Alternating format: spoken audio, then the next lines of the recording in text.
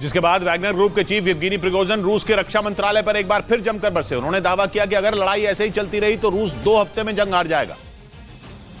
क्योंकि Wagner group के मुखिया के मुताबिक रूस के रक्षा मंत्रालय की कमजोर रणनीति की वजह से ही यूक्रेन की सेना को कई मोर्चों पर सफलता हासिल हुई।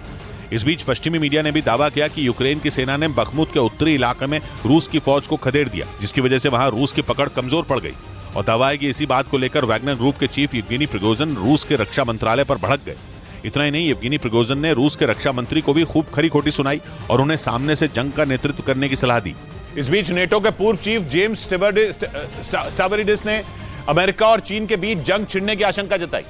ताइवान के मुद्दे पर पिछले कई महीनों से चीन और अमेरिका के जंगी जहाज दक्षिण चीन सागर में एक दूसरे के सामने सामने खड़े हैं।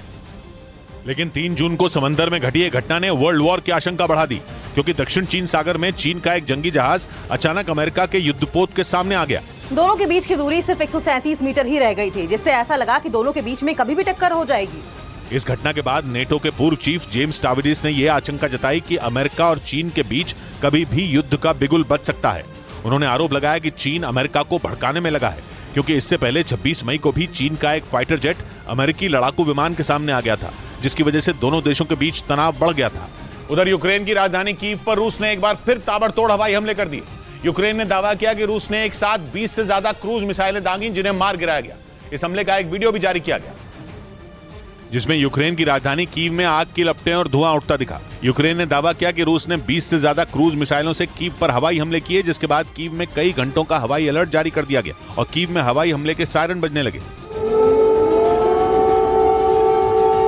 हालांकि बाद में यूक्रेन ने रूस की तरफ से किए गए सभी हवाई हमलों को नाकाम करने का दावा किया। इस बीच रूस ने यूक्रेन को मिलने वाले F-16 लड़ाकू विमान की वजह से परमाणु जंग की आशंका जताई। जेलेंस्की की मांग पर हॉलैंड समेत यूरोप के कुछ देश जल्द ही ये घातक विमान यूक्रेन को देंगे।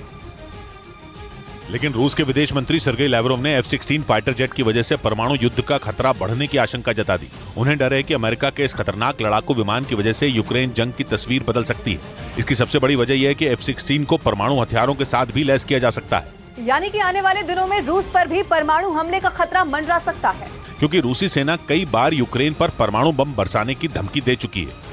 ऐसे में F-16 फाइटर जेट के जरिए जेलेंस्की के सैनिक भी पलटवार कर सकते हैं। अमेरिका और ब्रिटेन ने हाल ही में जेलेंस्की को भरोसा दिया था कि वो उनकी वायुसेना के पायलटों को F-16 लड़ाकू विमान उड़ाने की ट्रेनिंग देंगे।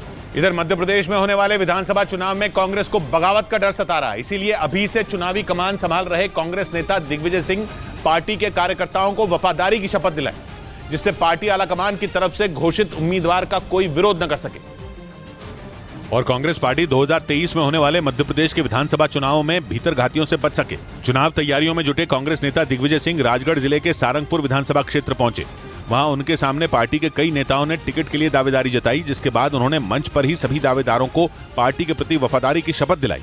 वादा करो कि किसी भी हालत में जो घोषित उम्मीदवार के खिलाफ आप चुनाव नहीं लड़ोगे, और चेतावनी भी दी कि भीतर घात करने वालों को पार्टी से बर्खास्त कर दिया जाएगा।